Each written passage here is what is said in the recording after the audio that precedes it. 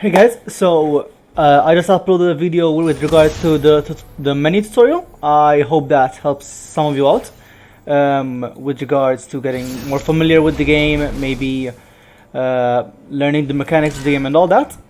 Now I want to give you a quick rundown of how the game actually plays, how it actually works and all that. So every game you start off with a deck and you have your starting hand. In this case, this is my starting hand. I actually don't know what this deck contains and what it's made up of because I just grabbed on one of the tutorial decks. But this does not look like a bad opener, so I'm gonna go with it. On the sides you can see like my add-on, Mobilitics. I actually quite like it. I think it's a really good add-on for you, for new players to get used to the game, maybe learn a bit more about the game and all that stuff. So let me start with explaining the game now. I really suggest the Mobilitics app for like people to learn the game. I will include a link down in the description below. So let's begin. So every turn there's going to be an attacker and a defender. In this case, and you can decide this depending on the attack token. In this case, I have the attack token and so he is defending. So I get to decide what I do. Here I have two options. I can either decide to attack him now, or play a card, expect him to retaliate, or just or risk it basically. In this case, I've decided to risk it because I don't want to attack with my 2/2 into a 2/1. He passed, so I'm just gonna play my elusive card now. Okay, and now he has the option to block, but elusive cards can only be blocked by elusive cards. You can check all this out by going here and looking at the at the description of the card, and you've got the flavor text and everything. So the game gives you a lot of information. Now then, by the looks of it, the starter deck mainly revolves around elusives and drawing cards, so that's kind of interesting actually. Right now I'm waiting for him to attack and then I'm gonna react, so I'm actually just gonna pass here. If he plays out Braum, I can just kill it. I'm really curious what he's gonna do here. It depends on what play he goes for. Also, at the side of the game, you could see that there were like the champions on each deck. Here, I don't mind this. I don't mind training this, so I'm actually gonna skip the block and just accept the consequences. I'm going to play against another hand +3/+3. That's not bad. I actually think I might give it to the elusive guy. Actually, no. Oh no. I didn't even notice it was a 5 mana cost. I thought this was 3 mana cost. My bad. But I should give this to my Golden Crush bot. So now I'm attacking and he's the one defending. So what I'm gonna do here is I'm gonna play this immediately so he doesn't have a chance to react. And then I can play this fast spell. Basically there are 3 types of spells in this game. There are burst spells, which means the opponent does not have a chance to react to them. There are fast spells, which can be cast during combat, but your opponent can react to them. And then there are slow spells, which cannot be cast during combat. Now then, in this case, Braum is a very strong card. He regenerates and has Challenger. And after he levels up, he becomes a 0/7 and can summon Poros, unless they've changed it, yeah. And he summons a Poro every time he survives damage. So I'm gonna kill him off. I'm gonna sacrifice one of my Shadow Elusives with Get Excited. This is a fast spell, so he can't react to it. So he can react to it, but I don't know how he's gonna survive this. And I'm also gonna attack him with this. So now then, if he has a spell which can increase his health, he's gonna survive it, and basically I'm gonna get destroyed this turn. But let's see. I don't think, yeah. Since the game has just started out, people are not thinking of kind of defensive tools and all of that stuff, which they can influence the game. They're just kind of like going, hey, I want to try this out. Hey, I want to see this guy level up and all of that stuff. So they're just putting in a lot of champions and stuff. Now then, a deck can be made out of 40 cards.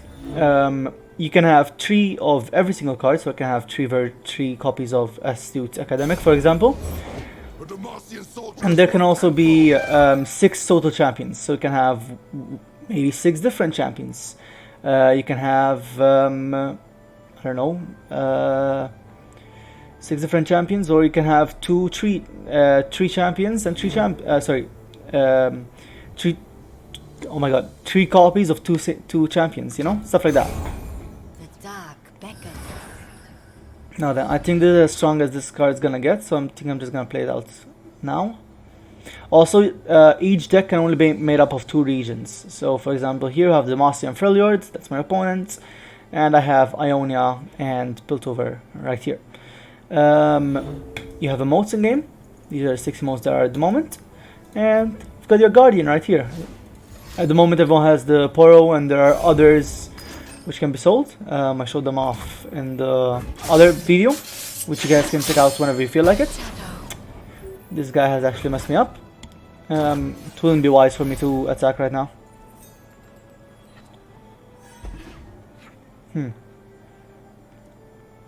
Okay. You gotta kind of plan out ahead. I want to play this card out. And problem with this is I don't have a way to deal with this guy, so I'm just gonna have to kind of let him. Actually, no, I don't have to. I can play this guy out. Kneel, students, rise, warriors. Now he has no mana here, so I'm sorry I didn't explain this before. But you have the mana you gain every single round and your spell mana. Basically, the mana you have every single round. You'll have a set amount of mana. For example, at the moment I have 5. Okay, that refills, and you get an extra one for every single round. And any unspent mana will go to your spell mana.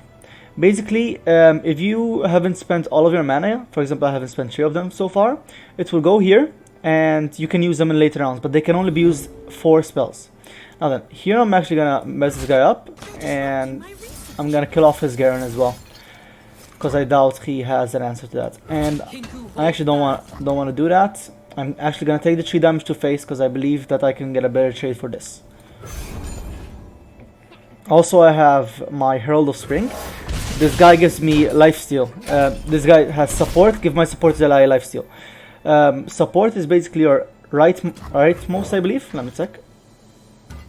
Yeah, the unit on your right, on this guy's right, will get that buff. In this case, it's give my support to the ally lifesteal. So the unit on the right of this minion will have lifesteal for that round. Now then, you can actually play out Zed here. I am the blade. Now the Zed is a champion card, so he evolves, and the way he evolves is either his shadows or himself actually get to attack the Nexus. Now for this to work, Zed will always spawn a shadow when he attacks with his stats. So if you have like a 10-10 Zed, which is absurd, you'll summon a shadow with 10-10, but that shadow will basically be what's it called? That shadow will die at the end of the round. You can't keep that shadow. See? Yeah. Now then, if my shadow or me strike the Nexus, I will get one of these 0-2 points. Now then, he also has quick attack, which basically means that I will attack first, then my enemy will react. In this case, my enemy played it really well. Meet them head on. I didn't think about it real well, and he's actually gonna kill off my Zed. Even though I get to attack first, he has a 2-4, which means that he can tank the attack from Zed, as you'll see. See, Zed attacked first, and then he retaliated. And my shadow also died. That was a really good play by my opponent. It was my mistake.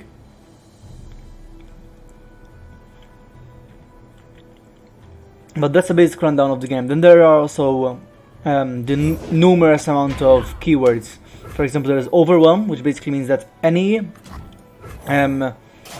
extra damage that you deal to your opponent. So let's say that he's a 2-1 and he attacks a 1-1.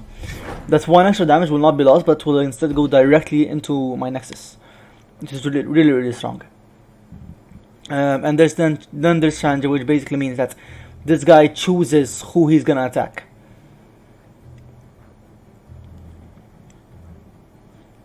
Also, a quick note: if one of your enemy's units creates a card that card will actually show here forever. So you'll know what your opponent's playing. Hold on, I actually... Oh god damn it, this interaction doesn't work, for example. God damn it. This deck really does not have any, like... what's it called?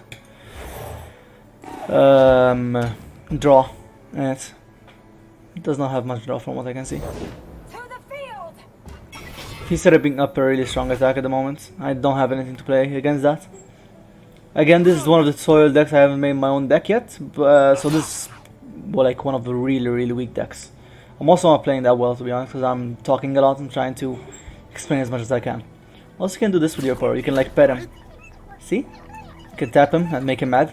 If you keep doing this, he's gonna be so mad. See? He put his tongue out at me. That's really rude. So yeah, there's that. Defy and resist. Now, this guy has stuff, which basically means that he'll take 1 less damage. See?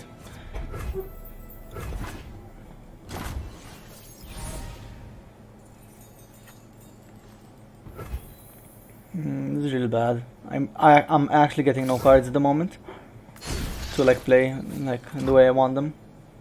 I'm actually gonna have to pass because I don't want to play this out as 3-3. This is basically a 6-6, a 5-mana 6-6. Yeah, this is looking pretty grim, to be honest. Oh, here you also have the Oracle's Eye. This basically gives you a rundown of what's gonna happen in the game as it is at the moment. This card might actually save me. Shh. There it is. This is really good. It's gonna kill this guy. Yeah. I'm okay with that. I don't want to... Yeah, this is really hard. Like, also Trindomer is one of the best cards in the game. He's absurdly OP. Absurdly. I mean, look at this. When Trindomer dies, he levels up. So you have to kill him. And then he comes back as a 9-9 with Fearsome and Overwhelm. Fearsome isn't that good of a stat, but Overwhelm is insanely good. Especially on a 9-9. Yeah, and basically the game's over here. I can't do much to retaliate, so I'm just gonna surrender. You can surrender by going here and doing that. But for example, like for the sake of the video, I'm just gonna keep going. Even though the game's basically over, because I don't think there's a way I can defend against this. Like, yeah, this guy, I got baited.